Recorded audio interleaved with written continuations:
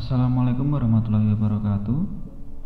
Di sini saya akan menyampaikan materi tentang resusitasi cairan pada pasien dengan luka bakar.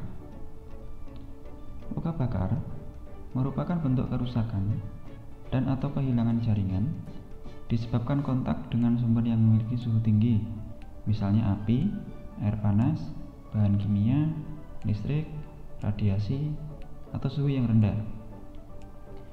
Resusitasi cairan adalah proses penggantian cairan tubuh saat pasien dalam kondisi kritis dan kehilangan terlalu banyak cairan, baik dalam bentuk air maupun darah.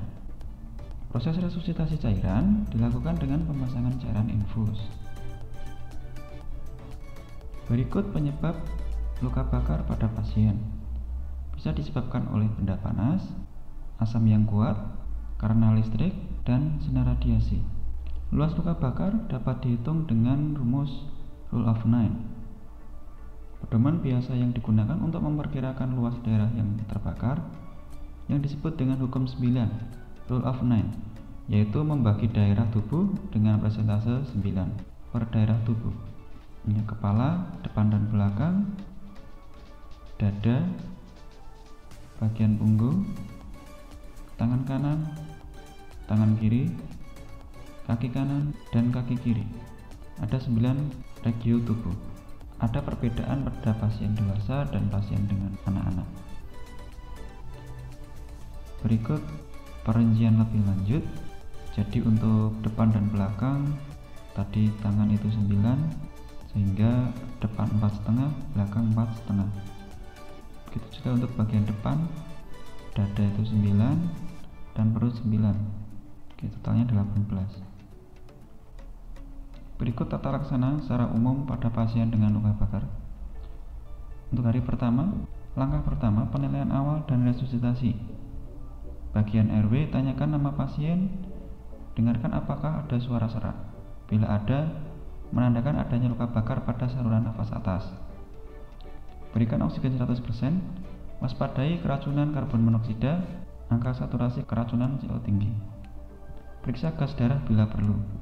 Periksa adanya wheezing, tachypnea, stridor, dan suara serak. Itu curiga adanya sumbatan saluran nafas akibat trauma inhalasi atau edema. Pasien kesulitan atau tidak bisa nafas. Adanya tanda-tanda obstruksi.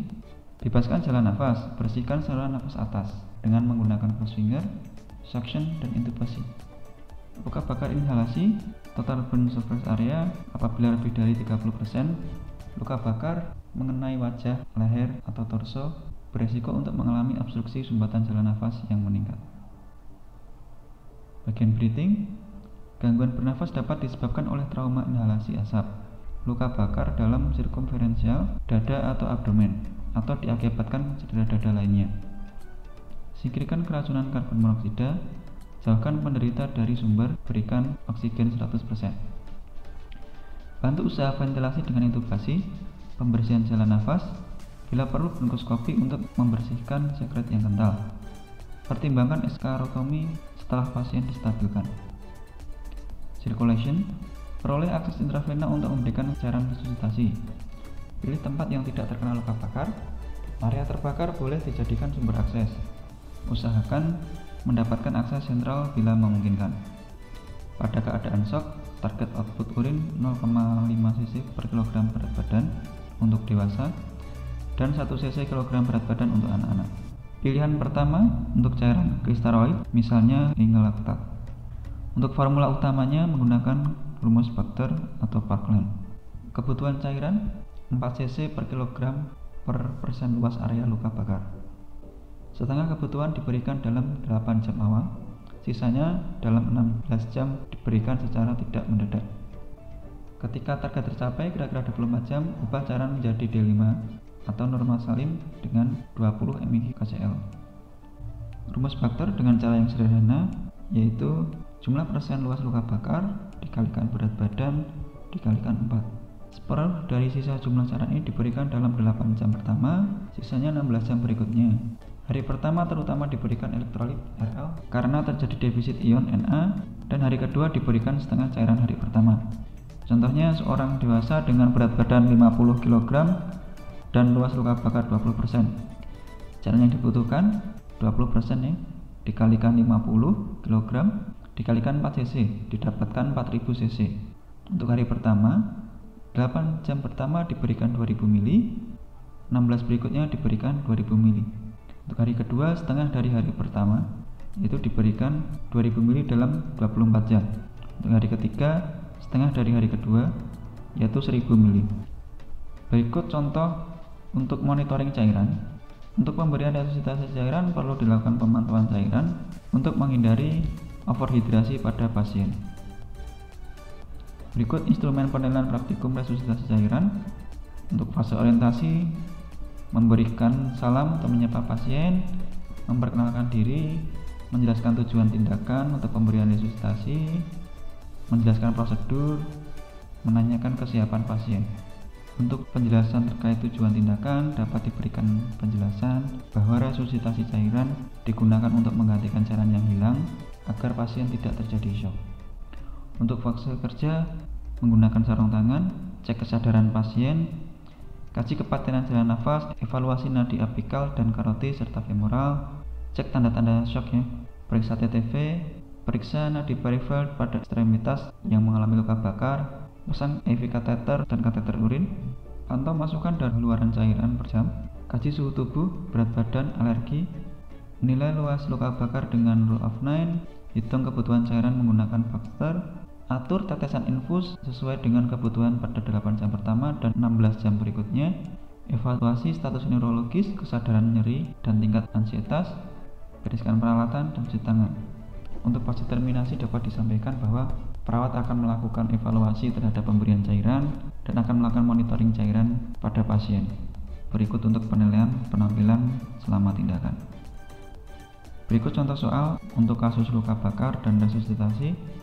Seorang laki-laki berusia 45 tahun dengan berat badan 40 kg dibawa ke IGD karena mengalami luka bakar derajat 3. Pasien mengalami luka bakar pada perut, genitalia, dan ekstremitas bawah bagian depan. Untuk pertanyaannya, berapa luas luka bakar pasien? Berapa kebutuhan cairan pasien dalam 8 jam pertama?